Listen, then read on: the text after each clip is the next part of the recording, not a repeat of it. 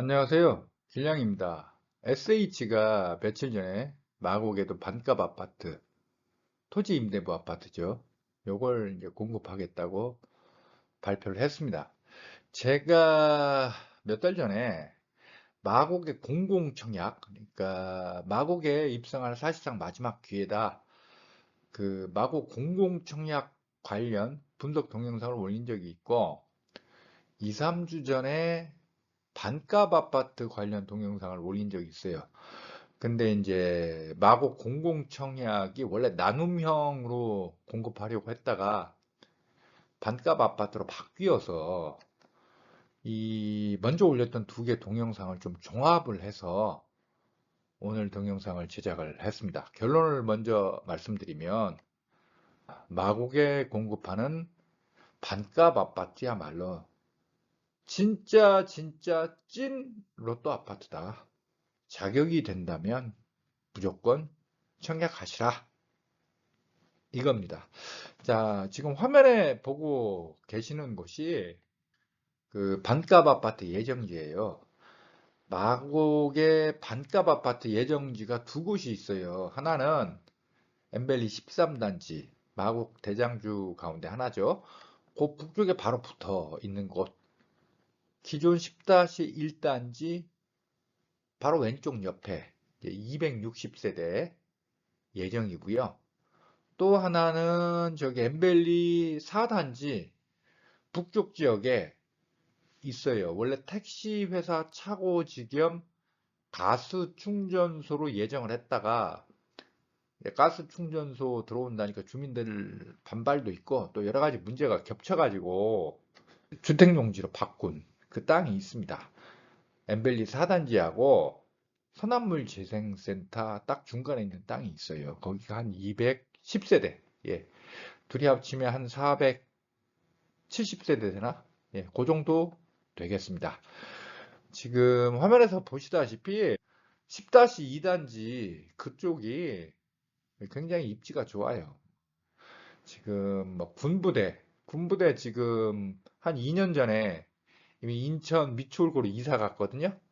면적도 거기가 24,400평이나 되는데 지금 철거 작업 중이고 땅은 지금 평탄화 작업하고 있는 중이고 뭐 그렇습니다.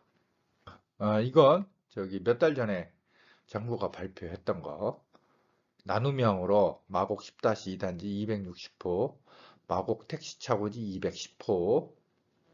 근데 이게 이제 반값 아파트, 토지 임대부 아파트로 바뀐 거죠. 언론 보니까 뭐 5월 정도에 사전 청약할 예정이라고 합니다. 뭐 화면도 보셨고 제가 앞에 간략하게 설명했지만 지도를 보면서 좀 더 자세하게 설명드릴게요. 이게 10-2단지 지역입니다. 엠벨리 13단지 바로 북쪽에 붙어 있고 이쪽에 지금 군부대가 있어요. 군부대는 이미 2년 전에 이사 갔고 현재 철거 작업 중이고 그리고 여기가 공항동 노아타운. 여기 면적으로 봤을 때 제가 봤을 때 한 2,000세대? 2,000세대 많으면 한 2,500세대 들어올 수 있을 것 같은데 그 다음에 여기 김포공항 복합개발지역 어때요? 위치 참 좋죠? 그리고 여기 10-2단지는 준주거 지역입니다. 토지 용도가 준주거예요. 마곡 엠벨리 단지 가운데 준주거인 곳은 7단지, 9단지, 10-1단지, 10-2단지, 11단지, 12단지 여기만 그렇습니다. 준주거 지역은 용적률이 최대 500%까지 가능해요. 마곡은 김포공항 바로 옆에 있어서 고도 제한, 뭐 사실상 15층 이상으로 지을 수도 없는데 왜 여기를 준주거 지역으로 설정을 해놨을까? 제가 이전 동영상에서 말씀드렸다시피 이건 먼 미래의 일이지만 나중에 재건축할 경우에 주상복합 아파트 올라갈 수 있도록 미리 준주거 지역으로 설정을 해놓은 거예요. 지금 아시는 분은 아시겠지만 뭐 서울뿐만 아니라 전국 어디나 마찬가지예요. 그 토지 용도별로 총량이 규정돼 있어요. 아무데나 뭐 준주거, 상업지역 막 설정할 수 없어요. 도시계획상 치밀하게 계산해서 준주거 지역이나 상업지역 같은 경우 도시계획상 굉장히 치밀하게 계산해서 설정을 해요. 근데 여기를 미리 준주거 지역으로 설정해 놨다. 미래를 대비해서 준주거 지역으로 설정을 해 놓은 거죠. 그 다음에 이제 택시회사 차고지 부지 210세대 예정인 곳 엠벨리 4단지 바로 북쪽에 있습니다. 여기가 선암물 재생센터고요. 그 마곡지구의 중심 가운데 하나가 마곡나루역이잖아요. 마곡나루역에서 직선거리로 600m가량 떨어져 있습니다. 여기도 위치가 아주 좋습니다. 현재 여기 가보시면 여기는 지금 땅이 좀 비어 있어요. 그 다음에 여기 신안빌라, 이게 신안빌라인데 여기 정비구역으로 설정된 지 10년 넘었을 거야. 근데 뭐, 이게 재건축 추진 중인데 주택 소유주들하고 상가 소유주들하고 싸움이 벌어져가지고 대법원까지 가서 주택 소유주들이 지는 바람에 뭐 조합이 해산된 상태예요. 법적으로 조합이 무효가 돼 버렸어요. 그 신한빌라 주택 소유주들이 상가 소유주는 빼고 재건축 조합 만들었다가 대법원에서 졌어요. 그래서 이 근처 현재 가보시면 조금 좀 황량해요. 조금 깔끔하지가 않아요. 근데 이제 현재 그 모습만 보지 마시고 이게 마곡나루역 역세권 지역이고 그다음에 선암물 재생센터 2028년이던가 2030년까지 완전 지하화하고 상부는 공원 체육시설들 들어설 예정이고 이 근처 일대도 확 바뀔 테니까 현재 모습만 염두에 두지 마시고 미래를 내다본다면 이 지역도 아주 입지가 좋습니다. 반값 아파트 관련해서 부동산 카페 등에서 보면 아직도 많은 분들이 반값 아파트가 찐 로또 아파트라는 걸 이해를 못하고 계세요.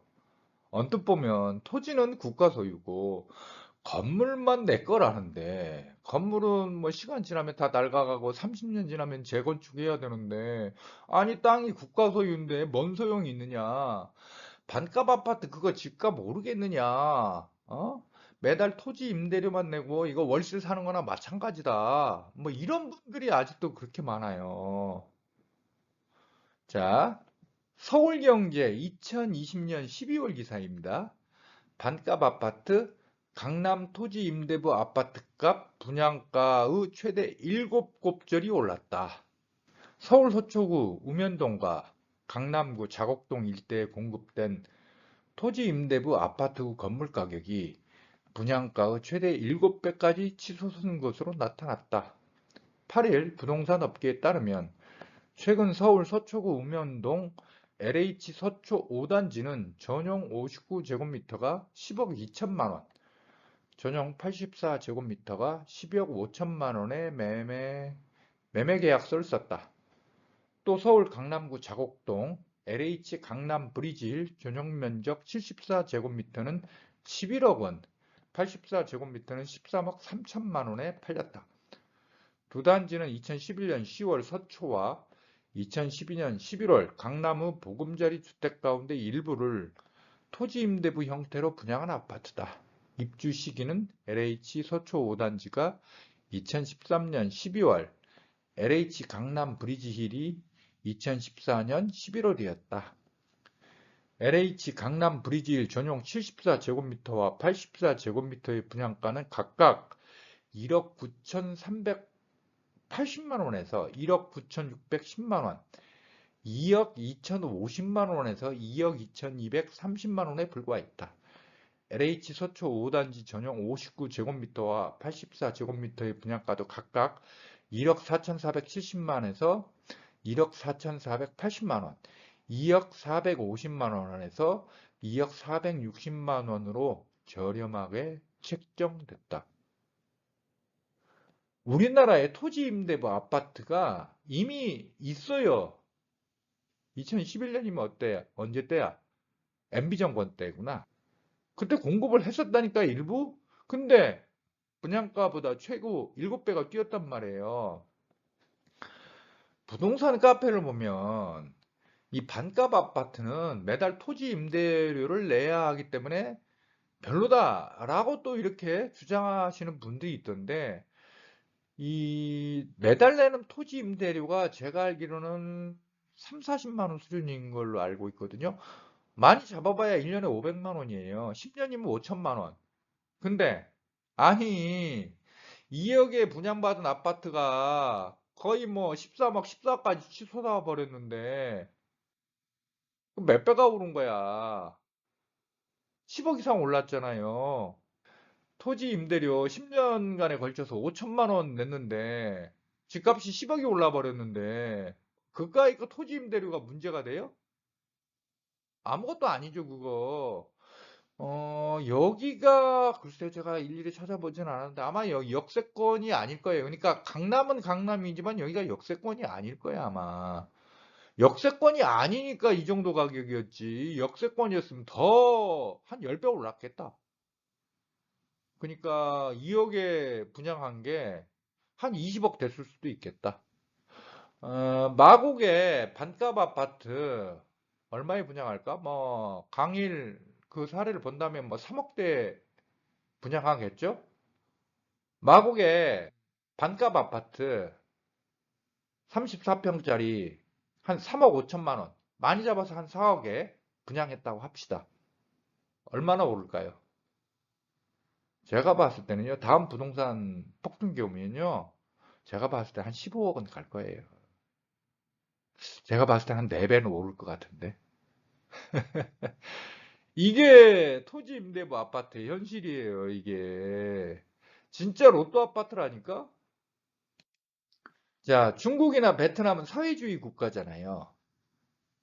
이들 나라는 토지는 100% 국가 소유예요. 그래서 개인이나 업체들은 국가로부터 토지를 빌려서, 즉 토지 사용권만 얻어서, 뭐 구체적으로 따지고 들어가면 사용 기간이 좀 차이가 있던데 대충 50년 정도더라고요. 여기가 이제 여러분들이 잘 아시다시피 이게 상하이 푸동지구예요. 뭐 엄청난 고층 건물들 있잖아요. 이 건물들도 다 기본으로 토지 임대부 건물들이에요. 이 토지는 다 국가 소유고 중국 정부 소유고 민간 업체들은 국가로부터 토지 사용권을 얻어서 점유권을 얻어서 이 고층 빌딩을 지은 거예요. 이 고층 빌딩들 중국 경제가 성장하고 상하이 같은 경우는 또 중국 경제의 핵심 지역 가운데 하나잖아요. 이거 얼마나 비싸겠어요, 여기. 그리고 여기에 뭐 주상복합 아파트 이런 것도 있겠지, 여기? 이거 얼마나 비싸겠어요, 여기. 뭐 중국이나 베트남 같은 경우에 토지 사용권, 뭐 점유권이죠. 이게 보통 50년 정도 보장을 해주는데, 자, 이 고층 건물 업체가 가지고 있는데, 사용기한 50년 지났다고 중국 정부가, 야, 토지 사용기한 끝났으니까, 어? 이 건물 부수고 나가. 그럴 수 있겠어요? 못해요, 그렇게. 또 연장해 줄 거예요. 그러겠죠? 만일 토지 사용 기간 50년 됐다고, 야, 이 건물 부수고 나가. 어떻게 될까요? 밀란이 일어나요. 폭동이 일어나요. 폭동이 일어나. 중국이 아무리 공산당 정권이 강력한 독재 정권이라고 해도 전 국민이 다 들고 일어나는데 무슨 수로 막아요, 그거. 이거 토지 사용 기간 되면요. 자연스럽게 또 연장해줘요. 그 다음에 또 50년 연장했다고 합시다. 또 50년 지나면 또 연장해줘요. 그리고 또 연장해주고. 이렇게 된다니까요, 이렇게. 즉, 점유권, 점유권이라고 하는 게 시간이 지나면 사실상 소유권이 돼버리는 거예요. 이건 인류 역사에서 수없이 확인되는 사례예요, 이거. 제가 이제 2, 3주 전 올린 반값 아파트 관련 동영상에서 좀 이론적으로 자세하게 설명을 했는데, 오늘은 좀 더 간략하게 제가 설명을 드릴게요. 토지 임대부 주택. 이건 토지는 국가 소유고 건물만 개인 소유잖아요. 세월이 지남에 따라 건물 가치는 0으로 수렴합니다. 그래서 이제 많이 나오는 걱정이 뭐예요? 나중에 재건축하면 이거 어떻게 되는 거야?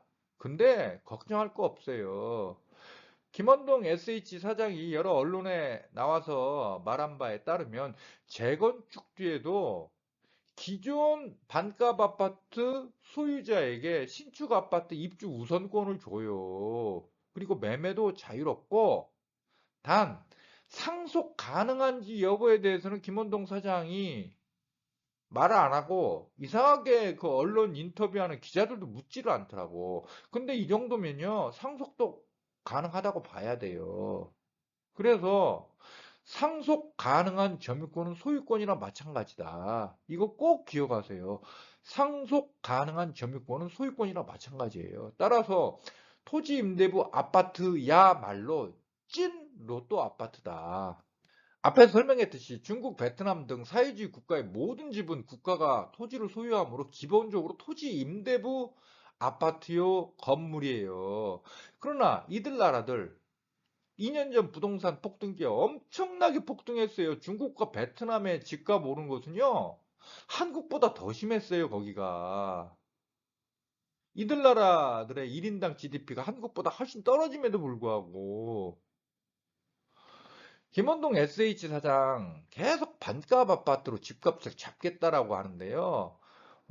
제가 봤을 때는요, 그냥 그 정치적 선전에 불과해요. 반값 아파트로 절대 집값 못 잡아요. 왜냐하면 김원동 SH 사장 말에 따르면 SH가 보유한 주택이 10만 호래요. 근데 서울 시내 주택이 400만 호, 정확히 따지면 호수 기준으로 430만 호인가 450만 호 되고 주택수 기준으로 한 350만 호인가 370만 호 될 거예요. 근데 SH가 보유한 주택이 겨우 10만 호인데 이걸 부수고 다시 지어서 반값 아파트로 공급한다 한들, 아니 서울 시내 전체 주택수에 비하면 조족지혈에 불과하잖아요. 이 정도 물량으로 어떻게 서울 집값을 잡아요? 단 한 방법 하나는 그린벨트 확 풀어버리는 거예요. 그린벨트 풀어서 한 100만 호 정도 반값 아파트를 공급한다. 그러면 집값 잡을 수 있겠지. 그렇지만 그린벨트는 도심의 허파와 같은 거잖아요. 그걸 어떻게 확 풀어버려요?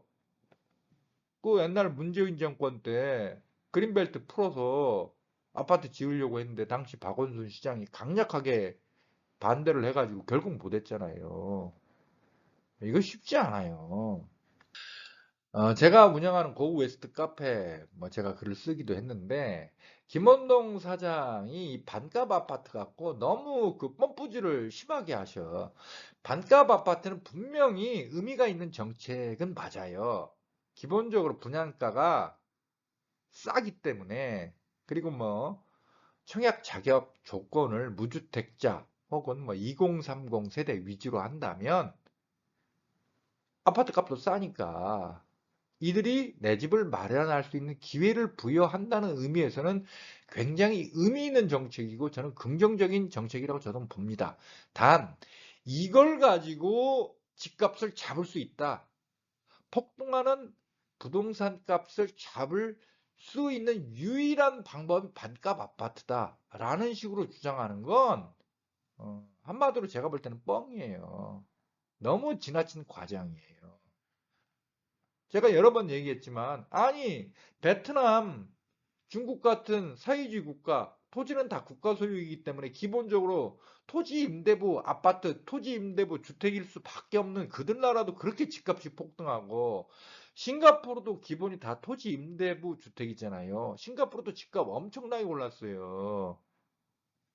근데 이 양반은 뭐 반값 아파트로 집값을 잡을 수 있다라는 식으로 실제로 공급량 얼마 될지도 않는데 자꾸 이렇게 주장을 하시는데 제가 봤을 때는 이 양반이 그냥 그 좀 다른 뜻이 있는 것 같아요. 그러니까 이제 SH 사장 하면서 이제 반값 아파트로 이제 이미지를 확실히 각인시키고 좀 더 이제 유명세를 얻은 다음에 뭐 나중에 그냥 뭐 국회의원 선거 출마하거나 아니면 뭐 국토부 장관을 하고 싶어 하시는 게 아닌가. 뭐 제가 너무 넘겨 집었는지 모르겠지만 SH 사장이 뭐 완벽하게 그냥 순수한 공무원은 아니죠, 솔직히. 뭐 정치적 그 흐름을 많이 탈 수밖에 없는 자리이긴 한데, 너무 지나치게 반값 아파트가 만능 해결사인 양 뽐뿌질을 하는 건, 제가 볼 때는 좀 그렇습니다. 제가 이제 2, 3주 전 올린 동영상에서 설명드렸던 내용, 반값 아파트의 이론적, 철학적 기반은 미국의 진보 사상가 헨리 조지의 사상에서 비롯된 것이다. 헨리 조지는 칼 마르크스하고 거의 동시대 인물인데, 이분은 한 사회의 불평등의 근본 원인은 토지 소유의 불평등에 있다고 봤어요. 이분은 노동의 가치를 인정했습니다. 그래서 뭐 기업가들이 창의성을 발휘하고 열심히 일해가지고 기업을 잘 운영해서 돈 버는 건 인정을 했어요. 칼 마르크스는 그거 자체도 부정했던 사람이고, 그래서 같은 좌파 사상가지만 완전히 뭐 사상적 기반이 굉장히 다릅니다. 헨리 조지는 근데 토지 소유주에 대해서는 굉장히 공격적이었어요. 기업가들은 창의성 발휘하고 열심히 일하고 뭐 기업 잘 운영해서 돈 버는 거 인정하겠는데, 토지 소유주는 뭐 그 사람이 가진 땅 옆으로 지하철역 생기고 철도 지나가고 고속도로 지나가고 대기업 들어오고 거대한 관공서 들어오면 토지 소유주는 그 땅 가치를 향상시키기 위해서 아무런 노력, 아무런 노동을 투입하지 않았음에도 그냥 땅값이 몇 배 올라버리는 거야. 이걸 보고 헨리 조지는 굉장히 분개했던 사람이에요. 그래서 토지 소유주가 아무런 노력도 하지 않고 노동을 투입하지 않았음에도 불구하고 땅값이 엄청나게 오르니까 그 상승분을 세금으로 전액 환수해서 재원을 마련하면 다른 모든 세금을 다 없애버리고 오직 토지에 부과하는 세금만으로도 한 사회, 한 국가를 유지할 수 있다고 주장했던 사람이에요. 이게 토지 단일세예요. 그러니까 반값 아파트라는 게 기본적으로 토지를 국가가 소유하는 거 아니에요. 공공재산으로 하는 거예요. 아니에요.